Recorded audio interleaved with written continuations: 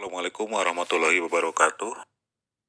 Teman-teman mahasiswa semua, berikut saya sampaikan di video ini bagaimana cara membuat jurnal atau cara mencatat jurnal akuntansi petty cash. Sebelumnya akan saya jelaskan apa itu kas kecil atau petty cash. Di sini dana untuk kas kecil atau petty cash adalah dana khusus yang disediakan oleh perusahaan untuk membayar pengeluaran operasional perusahaan yang harus segera dilakukan, yang jumlahnya relatif kecil serta tidak ekonomis dan praktis apabila dibayar dengan cek atau giro. Jadi di sini sifatnya tunai. Pembayaran ini atau pengeluaran ini dilakukan bersifat rutin atau dilakukan setiap hari atau harian, bisa seminggu 2 kali atau 3 kali juga. Dan ini lebih efektif dan efisien untuk kegiatan operasional daripada harus mengeluarkan dari kas umum ya atau bendahara umum. Yang perlu diperhatikan di sini, perusahaan perlu memperhatikan kaitan-kaitan dengan dana kas kecil, yaitu yang pertama, menyiapkan petugas khusus yang mengelola dana kas kecil. Di sini ada bendahara umum atau yang memegang kas umum, tapi untuk kas kecil ini dipegang oleh petugas kas kecil atau ada 2 orang yang memegang kas, yang pertama kas umum dan yang kedua sebagai petugas kas kecil. Yang kedua, membuat voucher atau bukti pengeluaran dari kas kecil ini ya. Kemudian yang ketiga, menetapkan batasan jumlah maksimum pembayaran dan jenis pembayaran yang dapat dilakukan dengan menggunakan dana kas kecil. Kemudian yang keempat, mengawasi penggunaan dana kas kecil baik pengeluaran maupun pemasukannya. Jadi diawasi oleh pimpinan. Yang kelima, melakukan inspeksi mendadak terhadap penggunaan dana kas kecil oleh petugas auditor internal. Ada petugas di setiap perusahaan untuk melakukan pengawasan. Di sini juga manfaatnya untuk mengecek apakah dana kas kecil ini terbilang lebih efektif atau tidak ya. Kemudian selain auditor internal ada juga manajer keuangan atau pimpinan perusahaan itu sendiri. Selanjutnya, sistem pencatatan atau pembukuan kas kecil terdiri dari 2 metode, yaitu yang pertama sistem dana tetap atau impress fund system, yang kedua sistem dana tidak tetap atau fluctuation fund system. Sistem dana tetap atau impress fund system, dengan menggunakan metode ini, maka dana kas kecil akan mempunyai jumlah dana yang selalu tetap, yaitu sebesar cek yang diserahkan kepada petugas kas kecil dari bendahara umum ya, dari pemegang kas umum, saat dana kas kecil telah habis. Maka kas kecil diisi kembali dengan jumlah nominal yang sama dengan jumlah pengeluaran atas transaksi yang terjadi. Dalam metode ini, setiap transaksi tidak langsung dicatat, tetapi dicatat pada saat pengisian kembali. Jadi setiap hari atau setiap tanggal pengeluaran tidak langsung dicatat, melainkan dicatatnya pada saat pengisian kembali ya. Kecuali transaksi pembentukan dan pengembalian dana kas kecil dicatat pada saat itu juga. Kemudian untuk sistem dana tidak tetap atau fluctuation fund system, metode ini di mana saldo rekening kas kecil bersifat tidak tetap atau naik turun, fluktuatif, sesuai dengan jumlah pengisian kembali dan pengeluaran-pengeluaran dari kas kecil. Dalam metode ini setiap transaksi langsung dicatat pada saat itu juga. Setiap tanggal pengeluaran untuk kas kecil dengan metode dana tidak tetap ini atau sistem dana tidak tetap, di sini dicatat setiap tanggal pada saat pengeluaran kas kecil ya. Misalnya untuk membiayai apa atau belanja apa atau membeli apa, langsung pada saat itu juga dicatat.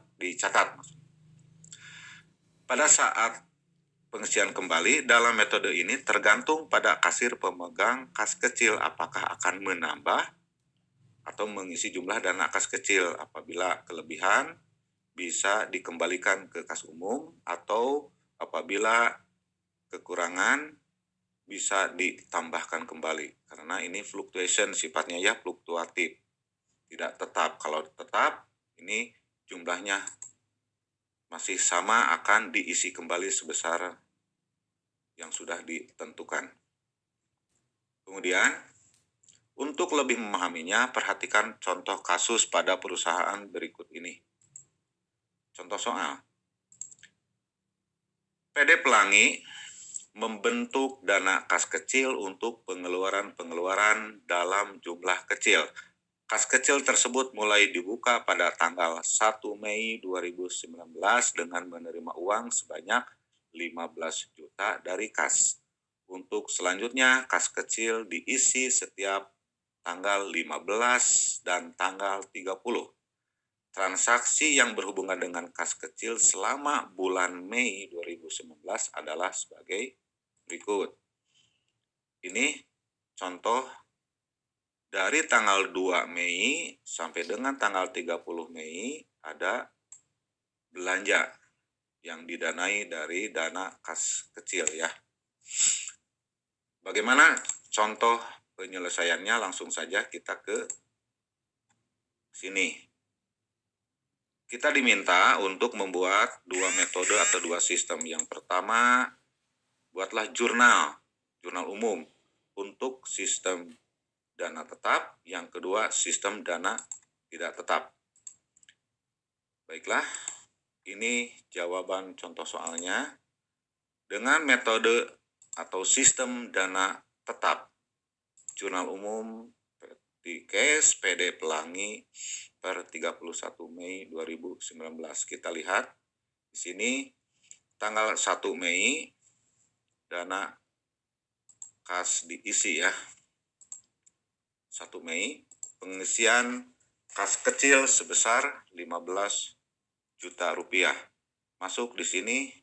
Ini yang mencatat jurnal umum ini adalah petugas petty cash atau petugas kas kecil. Tanggal 1 Mei ini kas kecil ada pemasukan, artinya dicatat di debit sebesar 15 juta, kemudian dari kas umum diterima ya, artinya di sini harus dicatat di kredit.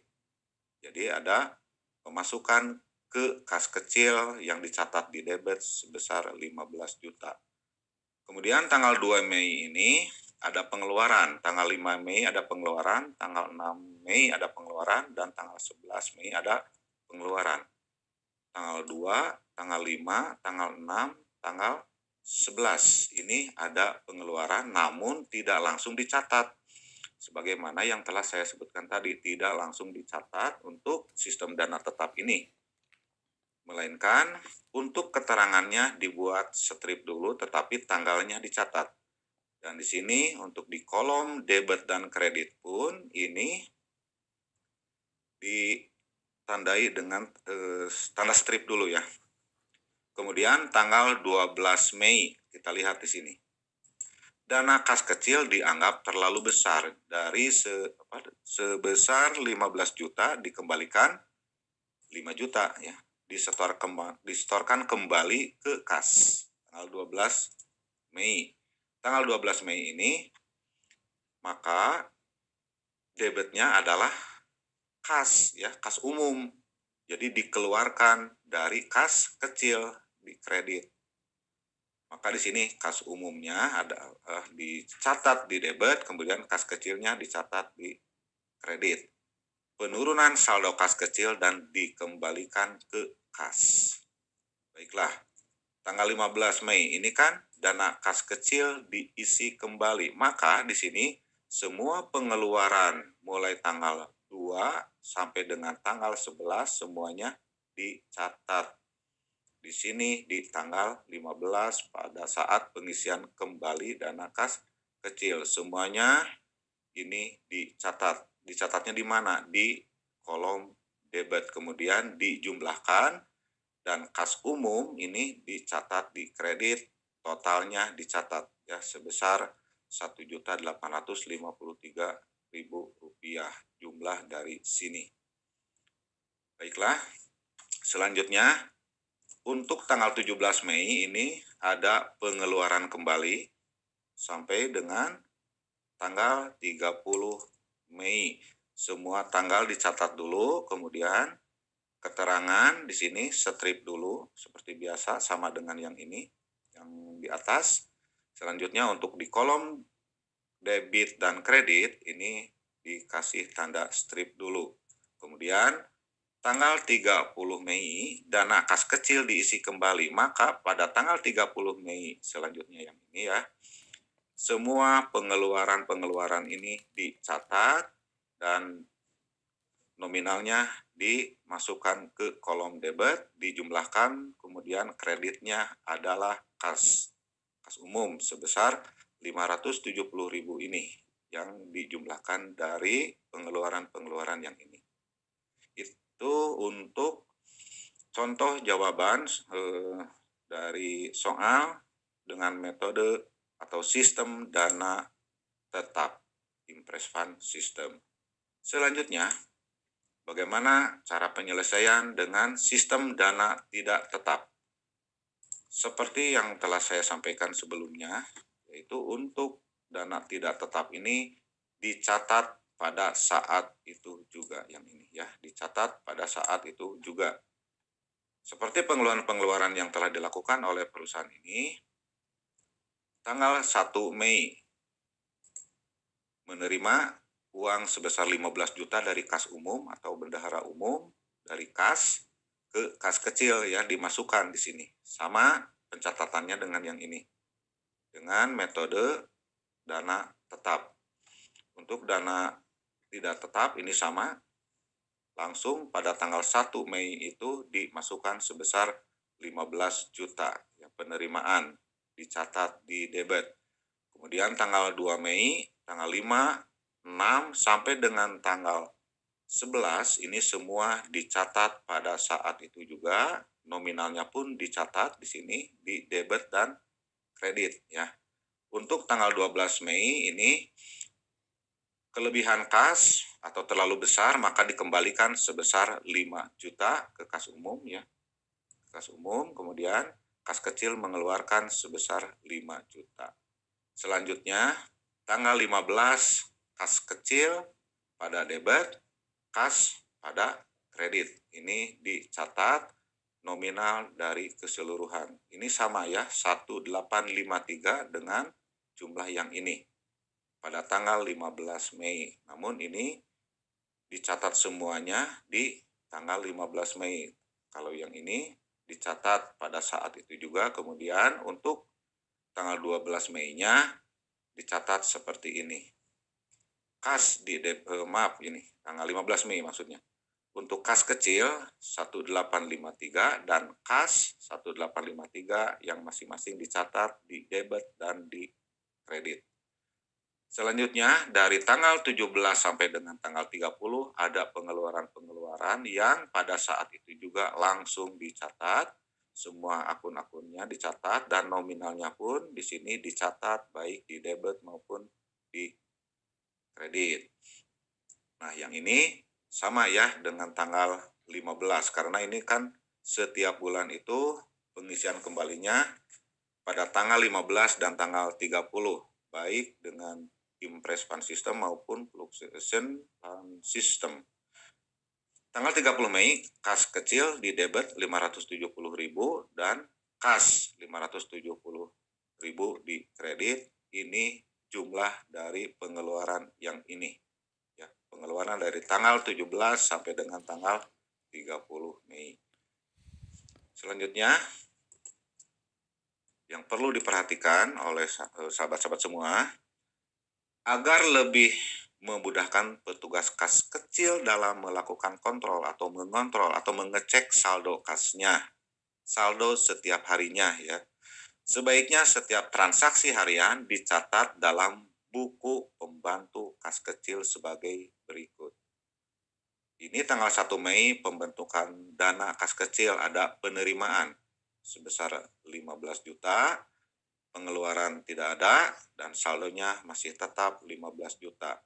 Kemudian dari tanggal 2 sampai dengan tanggal 11 ini ada pengeluaran, semua dicatat ya, pengeluaran, dan setiap pengeluaran itu ditulis saldonya, penerimaan maupun pengeluaran. Artinya ada penambahan atau pengurangan. Sampai dengan tanggal 11, 500.000 ini ada pengeluaran, dan saldo pada tanggal 11 Mei 13.147.000 rupiah. Di sini menganggap petugas kas kecil bahwa kas kecil ini terlalu besar, maka dikembalikan pada tanggal 12 Mei pengeluaran ya, dicatat di pengeluaran, dana kas kecil ini dikembalikan sebesar 5 juta rupiah. Kemudian dikurangkan dari sini dan saldo pada tanggal 12 Mei sebesar 8.147.000 rupiah. Kemudian tanggal 15 Mei pengisian kembali dana kas kecil. Yang ini jumlah pengeluaran yang ini ya, jumlah pengeluaran. Kemudian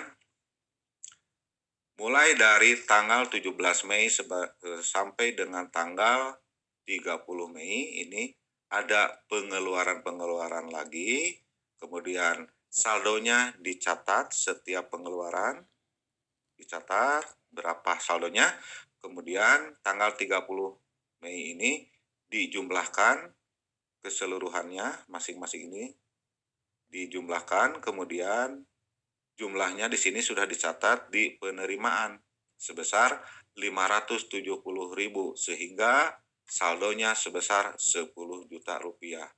Karena ini ada sisa ya, ada saldo sebesar 10 juta, maka pada tanggal 31 Mei petugas kas kecil mengembalikan saldo sebesar 10 juta di pengeluaran yang ini. Artinya jika ada sisa maka kembalikan ke kas atau ke kas umum atau ke bendahara umum, sehingga pada tanggal 31 Mei atau akhir bulan saldonya sudah nol kembali. Begitu ya teman-teman mahasiswa semua. Mohon diperhatikan bagi yang sudah memiliki modul, contoh-contoh soalnya, kemudian kerjakan latihan soalnya. Itu saja mungkin yang bisa saya sampaikan. Mohon maaf apabila ada kesalahan maupun kekurangan. Wabillahi taufiq wal hidayah. Assalamualaikum warahmatullahi wabarakatuh.